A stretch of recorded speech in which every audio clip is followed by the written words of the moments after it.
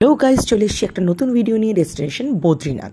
তো সবার প্রথমেই আমি দেখিয়ে দিতে চাইছি, দেখো অপূর্ব দৃশ্য, দু সাইডে বিভিন্ন গাছ এবং তার মধ্যে রঙিন ফুল। তো আমরা শুরু করেছি, রাস্তায় নেমেই ফটো তোলা শুরু করে দিয়েছি। তো দেখো অপূর্ব পাহাড়, তো মাঝখানে দাঁড়িয়ে থেকে কিছু ফটো সেশন হয়ে গেল।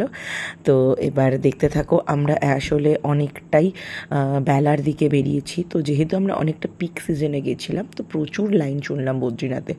তো আমরা ঠিক করলাম যে আগে মানাগাঁও, তোমরা অনেকেই হয়তো জানবে, কথিত আছে এটি ভারতের প্রথম গ্রাম। তো মানাগ্রামটা আগে আমরা ঘুরে নেব। তো দেখো চারিদিকে অপূর্ব ভয়ঙ্কর সুন্দর রাস্তার মাঝখান থেকে পৌঁছে গেলাম মানা ভিলেজে। দেখতে থাকো ওখানে। তো এদের দুজনের সাথে পরিচয় হলো। এদের নাম হচ্ছে, একজনের নাম কিষান, আরেকজনের নাম টংলু। তো এদের সাথে ফটো সেশন করে আমরা চলে যাচ্ছি সরস্বতী নদীর। কথিত আছে যে এটা নাকি সরস্বতী নদীর উৎপত্তিস্থল, এবং ওখান থেকে নদীটি আর দেখা যায় না, সোজা পাতালে গিয়ে প্রবেশ করে। তো এখান থেকেই পাণ্ডবরা স্বর্গে যাতায়াত শুরু করেছিল। ভিডিওটি আমি ভিমপুলের ওপরে দাঁড়িয়ে তুলেছি। ওই দেখতে পাচ্ছ সরস্বতী নদী। এটি হচ্ছে মা সরস্বতীর একমাত্র মন্দির।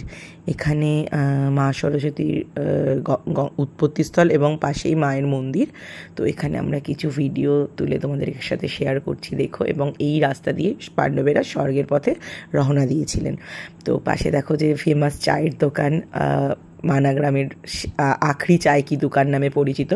তো এখানে চা খেয়ে অনেকটা সময় একসাথে কাটিয়ে ফটো সেশন করে আমরা বদ্রীনাথের উদ্দেশ্যে রওনা দিচ্ছি, মানাগ্রামটা কমপ্লিট করে। তো দেখো, ভালো লাগলে অবশ্যই জানিও, লাইক করো, শেয়ার করো। Bye bye. হুম হুম হুম হুম হুম